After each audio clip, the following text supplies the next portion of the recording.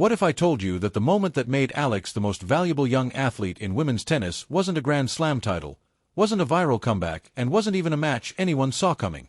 It was a press conference, a microphone, and a decision that made every person in that room go completely silent. Music. We'll get there, but first you need to understand who Alex actually is.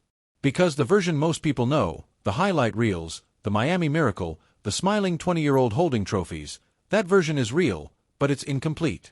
The full picture starts much earlier in a neighborhood in Quezon City, Philippines, where a little girl picked up a tennis racket at 4 years old because her grandfather handed it to her and said, "Try music, this." His name was Roberto, but she called him Lolo Bob. He wasn't a professional coach. He had no fancy certifications, no elite training resume. What he had was time, music patience, and an eye for something in his granddaughter that he couldn't quite name, but absolutely refused to music ignore. He drove her to courts before the city woke up. He watched every swing, every footfall, every moment of frustration. Music. And when she started getting good, really good, he didn't fill her head with dreams of trophies or fame. Music. He told her something far simpler. Stay coachable, work with people. Keep your feet on the ground. 8. Music, words. And if you watch how Alex carries herself today, you'll see those 8 words in every single thing she does. She grew up surrounded by sport. Her mother had won a bronze medal in swimming at the Southeast Asian Games. Her uncle ran the Philippine Sports Commission. Her brother played collegiate tennis at Penn State.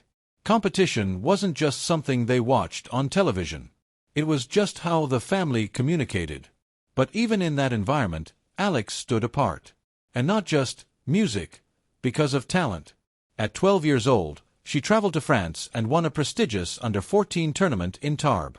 A tournament that basically functions as an early radar system for the next generation of Grand Slam contenders. The win earned her a scholarship to train at the Rafa Nadal Academy in Mallorca, Spain. And here's where the story stops being comfortable. She was 13. She moved alone. New music, continent, new language, new everything. No Lobo Bob in the stands, no family dinners, music.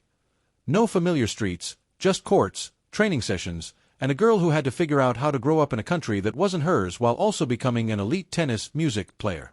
Most kids at 13 are worried about fitting in at school. Alex was adapting to an entirely different world and doing it quietly, without complaint, and apparently without losing a single step in her development. The results started coming fast. Music. 2020 Australian Open Junior Doubles title. 2021 French Open Junior Doubles title. 2022, music. She became the first Filipino in history to win a Grand Slam singles junior title, music, taking the U.S. Open girls crown without dropping a single set in the entire tournament. Not one. Then in 2023, she graduated from the Nadal Academy and the man himself, Rafa Nadal, handed her the diploma personally, music. The same man she used to watch from the practice courts as a teenager, studying his footwork, filing it away, knowing she'd need it someday. Music.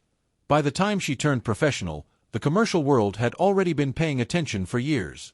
Globe Telecom had sponsored her at 8 years old, which almost sounds impossible when you say it out loud, but makes complete sense when you watch how she's always carried herself.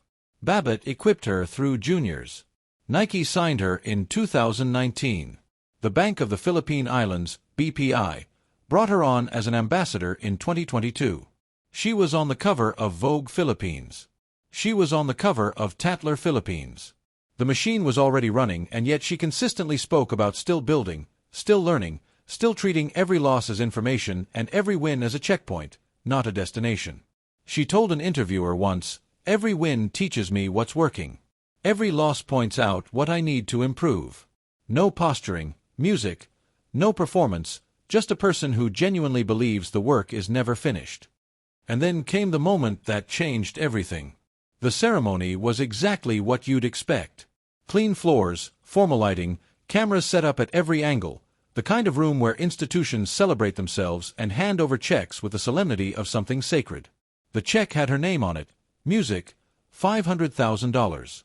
For context, at that point, that figure represented close to 40% of her entire documented career earnings. The crowd applauded. Officials smiled. Everyone in the room understood the choreography.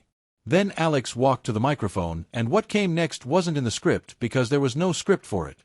"Music," she announced calmly, directly, without any visible hesitation that she was returning the full $500,000 to the charitable foundation attached to the tournament.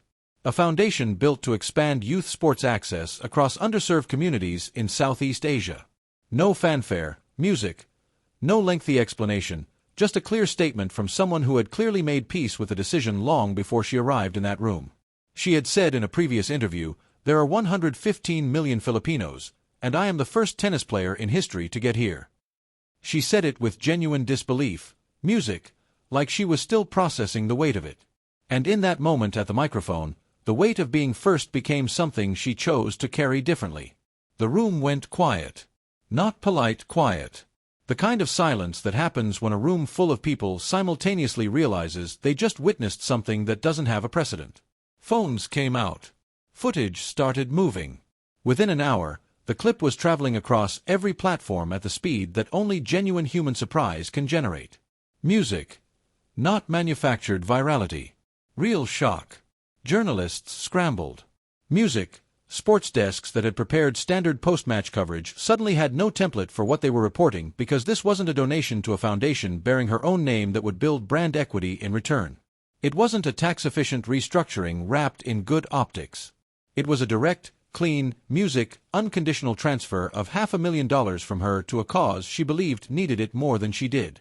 Lolo Bob told her to keep her feet on the ground. Music.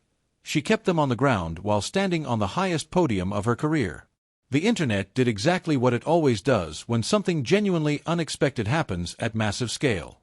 It divided immediately, loudly, and without any patience for nuance. Music. In the Philippines, the response was unlike anything the country's sports community had seen in a long time. Filipino fans who had been following her trajectory since her Miami breakthrough with the devotion of a nation hungry for global sporting representation erupted with a pride that went far beyond tennis. Music. Commenters wrote that she hadn't just won a tournament. She had proven something about the country's values that no speech or campaign ever could. She had shown them, not told music them. Internationally, the conversation was more complicated. A segment of sports commentators, music, mostly from markets where athlete philanthropy is almost always examined for strategic calculation, started poking holes. Some argued the whole thing was music, sophisticated marketing. That number 20-year-old athlete embedded in a commercial sponsorship infrastructure makes a decision that size without someone in a boardroom advising it. Music. That generosity at this scale is itself a form of brand strategy and that the return on the gesture would dwarf the original sum. Others raised concerns that felt genuinely caring rather than cynical. $500,000 isn't symbolic money. It's coaching fees, travel budgets, training costs, music, the entire operational infrastructure of competing on the WTA Tour across 50-plus tournaments a year. Was someone her age, however gifted, making an emotionally charged decision at the long-term expense of her own financial security? The established names on the WTA Tour stayed quiet. Music. No public statements, no social posts, nothing. And that silence became its own story. Depending on who was reading it, that silence meant envy, discomfort, or simply the cold institutional logic of athletes who understand that prize money is sacred and its voluntary return is something close to incomprehensible. Alex didn't respond to any of it. Music. No clarifying interview, no statement walking anything back, no carefully curated post designed to manage the narrative. Just silence from someone who had already thought all of this through and didn't feel the need to explain herself to people who'd already made up their minds. And that restraint, that complete refusal to perform her own justification turned out to be more powerful than anything she could have said. Because here is what brands actually buy when they sign an athlete. They don't buy talent. Every player on a major tour has talent at a level that makes raw ability largely irrelevant as a differentiator beyond a certain point. What they buy is meaning. They buy the story the athlete carries, the values their public behavior communicates, and the emotional response their name generates in the specific audiences a brand needs to reach. Alex already had a portfolio that reflected extraordinary commercial instinct from the people around her. Globe had seen it when she was 8. Bobalad had equipped her all the way through. Nike hadn't just signed her and stuck a logo on her bag. For her Wimbledon debut in July 2025, they created a custom hair tie shaped as a sampita blossom, music, the national flower of the Philippines. Then in August, they released a limited edition shirt designed by Filipino artist Georgina Camus featuring the sagwa overlaid on Wimbledon's grass music courts. Those aren't deliverables. Those are cultural statements made in product form. Music. And the prize money decision dropped into that already existing ecosystem like a stone into very deep water. The ripples went in every direction at once. Boardrooms that had been having preliminary conversations about Alex suddenly found those conversations becoming urgent. Music. Numbers that had been placeholder figures became real proposals. And the question quietly shifted from how much is she worth to what does it cost us if someone else signs her first. The announcement came without any dramatic build-up. Multiple sponsors led by Nike and supported by a coalition of brands that had been watching her since Miami Music confirmed restructured partnership agreements that represented a tripling of her previous deal structures. The figures placed her among the highest compensated female tennis music players in Asia's endorsement history. A list that 12 months prior her name wouldn't have led. The Raducanu comparison was already circulating in industry conversations. A young woman from outside the traditional tennis establishment captures a grand slam and translates that moment into a commercial footprint that outpaces players ranked far above her. The structural parallel was real. But Alex had added something Emma's story hadn't included. A public demonstration of values under financial pressure that no amount of campaign spending could fabricate for someone who didn't already naturally possess it. Sky Sports presenter Gigi Salmon had said it plainly at a tennis event in London. Music. In terms of her appeal, the crowds that follow her, she might already be the biggest star. Not music. The most decorated, not the highest ranked, the biggest, meaning the broadest emotional reach, the deepest audience investment, the most complete translation of athletic performance into human narrative. By March 2026, her WTA ranking had climbed to a career high of number 29, the highest any Filipino player had ever reached in tour history. Her career prize money had passed $1.36 million. She was reaching fourth rounds, advancing to semifinals, collecting results with the kind of consistency that separates a single breakthrough from a career-defining arc. The sponsorship multiplication wasn't sentiment from brands moved by a generous gesture, music, to us. Sophisticated commercial recognition of something that is genuinely rare in professional sport at this music level. Audiences don't just admire athletes who win. They follow with sustained and real loyalty, music, athletes who show that winning was never the most important thing they brought to the court. And so here is where we land. Alex didn't win the most significant battle of her career with a forehand or a tiebreak. She won it at a microphone in a quiet room with a decision that cost her $500,000 and told the world exactly who she is. Music. From a 4-year-old hitting balls in Quezon City while her grandfather watched to the highest-ranked Filipino in WDA history to a woman who handed back $500,000 and received 3 times the investment in return. The story is not finished. It is accelerating. The real question isn't whether the sponsors made a smart bet. Music, they did. The question worth sitting with is this. In a world where every athlete is carefully building a brand, is Alex building something that goes beyond that entirely? And if she is, what does that say about what we've all been taught to value in sport? Music. Drop that in the comments. Think it through honestly.